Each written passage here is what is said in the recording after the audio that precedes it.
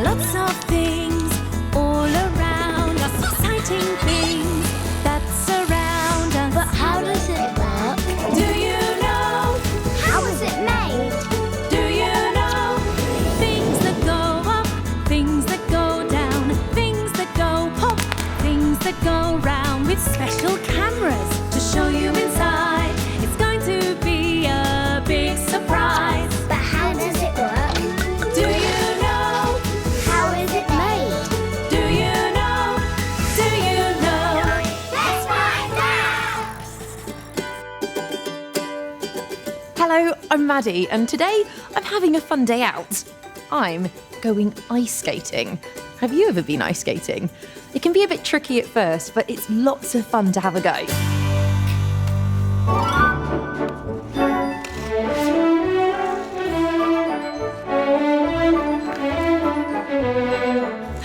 Ice skating is so much fun, but how does all this ice stay cold and hard enough to skate on? How does an ice rink work? Let's find out. How does it work?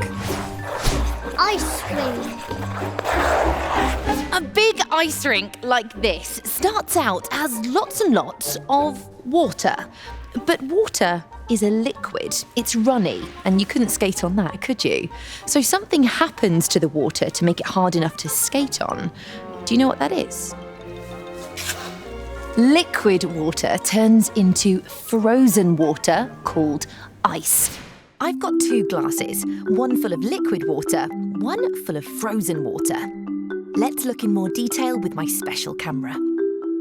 This is a thermal camera, and it tells us how hot or cold things are by showing us different colours. So if I point the camera at the liquid water, can you see it shows up yellow and red? And that's because the liquid water is quite warm compared to the frozen water.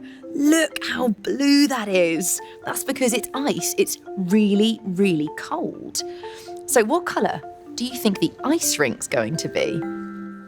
Wow! Come and have a look at this! The ice rink is blue, dark blue, because it is so cold. I think it looks a little bit like an ocean. So what about my feet? Should we go for a little skate? So my feet and my legs are yellow and red because they're much warmer than the ice. But how do you freeze something as big as this? Well, the answer lies beneath the ice. Let's take a closer look. An ice rink is made of lots of layers of different materials. The first layer is made of small stones pressed tightly together to make a hard base. Next comes a deep layer of sand that has heating pipes inside. The heat stops the ground underneath the ice rink from freezing and cracking.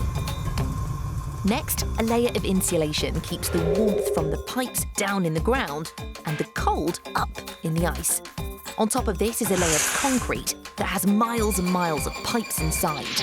A machine, called a chiller, pumps a special liquid called glycol that does not freeze through the pipes under the rink. The special liquid is very, very cold. The concrete gets colder and colder, so that when water is put on top, it freezes and goes from runny liquid water to a solid ice rink. So we can keep skating on the ice. It doesn't just have to be cold. We also need it to be smooth. So ice rinks have special machines called ice resurfacers that repair the ice to make sure they're nice and smooth to skate on. And here comes one now. Wow, can you see how smooth the ice is after the ice resurfacer's been over it? It looks like glass, doesn't it? But how does that work? Let's look outside. Underneath the ice resurfacer is a sharp blade that shaves off a very thin top layer of the ice rink. And then these corkscrews scoop up that loose ice, and then the truck can dump all of that ice out here, and the shaved ice looks just like snow. Next, it sprays water on top of the ice. Look at the jets just here. Wow!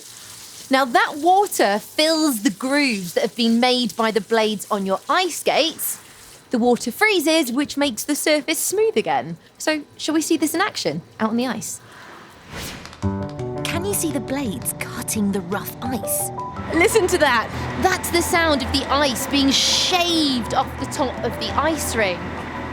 It's a little bit like a vacuum cleaner. And now look, the jets are spraying on the water.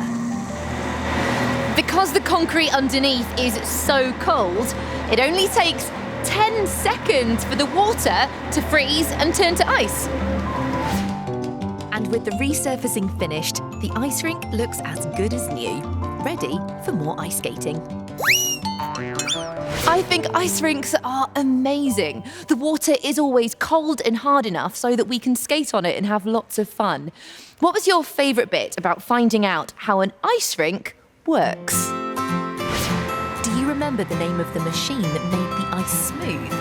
Yes, it's called an ice resurfacer. And did you hear the sound it made? And did you see what colour the ice looked through my special thermal camera? It was blue.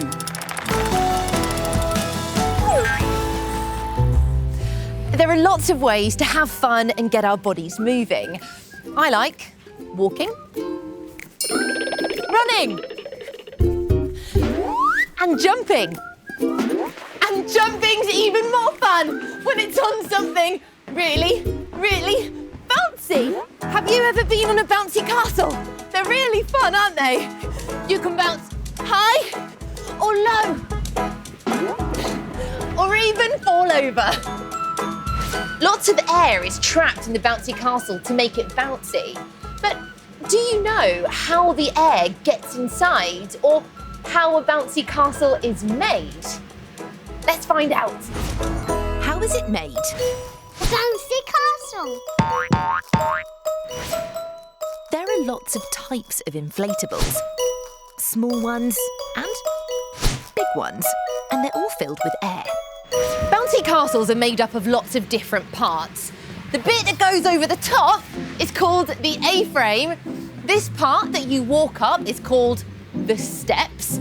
The bit you bounce on we call the bed, and then you have walls at the side and the back. And the final part is this at the back. It's called the inflation tube, and it's where the air is pumped into the bouncy castle to make sure it's soft and bouncy. To make a bouncy castle, we start in a place like this, a bouncy castle factory.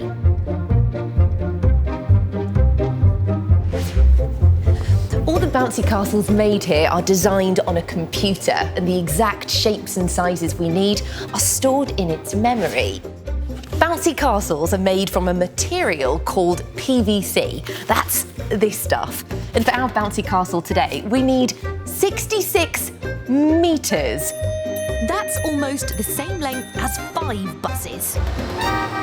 The PVC is laid out on this huge table, but it's not cut with scissors. It's cut by this machine. It's called a computer numerical control cutter, or a CNC. And just here, it has a special spinning cutting tool that's actually called a pizza wheel, and it's that cuts the PVC. The computer tells the cutting machine the exact shapes and sizes that need to be cut out. It's called a pattern. Paul looks after the machine, and today he's given me special permission to press the start button. Okay, here goes. Ooh.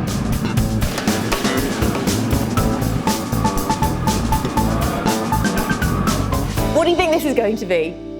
This is going to be a side wall of our bouncy castle. But that all happened really fast, didn't it? So I'm going to use my special camera to help us see the cutter working in close-up.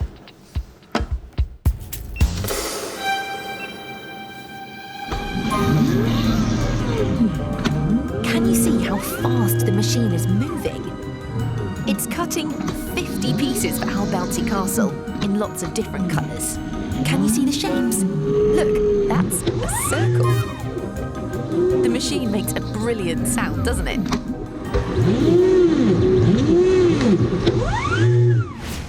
Now we have all 50 pieces to make the bouncy castle, but they're not quite ready to be put together yet. This is the fun part, painting. The bouncy castle design is painted onto some of the pieces, and Dean is painting different animals. This is going to be a bird. But what theme do you think this bouncy castle is going to be?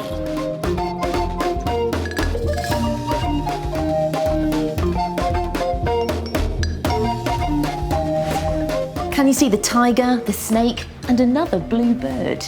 It's going to be a jungle design.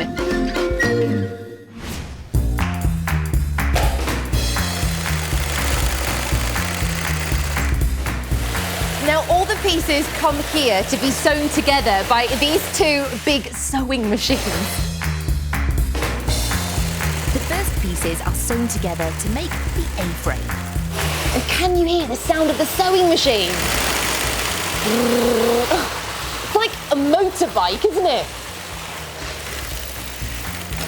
Next, these pink and purple panels are going to become the bed. That's the part that you bounce on. It's very clever. The sewing machines are on tracks, so they can move the whole length of the pieces of PVC without having to lug the fabric all around. Next, the pink panels that make up the steps are sewn in place. Can you see all the tiny stitches that go through from the front to the back? They use a really strong thread to keep the pieces firmly together, ready for bouncing on. It's time for the back wall to be stitched. Do you remember all the animals? This is the inflation tube. It goes at the back of the bouncy castle, and it's where the air gets pumped in to make sure that it's bouncy.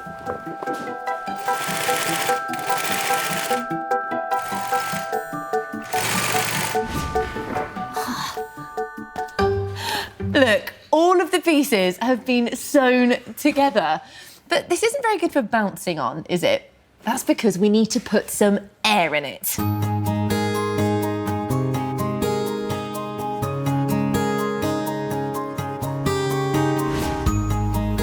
We just need to plug in the fan and fill it up. Here goes.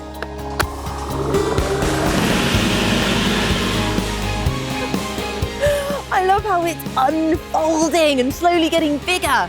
Oh look, there's the tiger, the snake, and the bird there, can you see?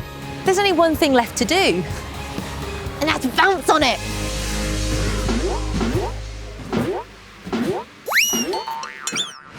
I loved seeing how bouncy castles are made, did you? What was your favourite bit? Can you remember the name of the material that was used to make the bouncy castle? That's right, it's called PVC. Did you like the sound of the sewing machine when they stitched the PVC together? And did you see how quickly the cutter cut out the pieces?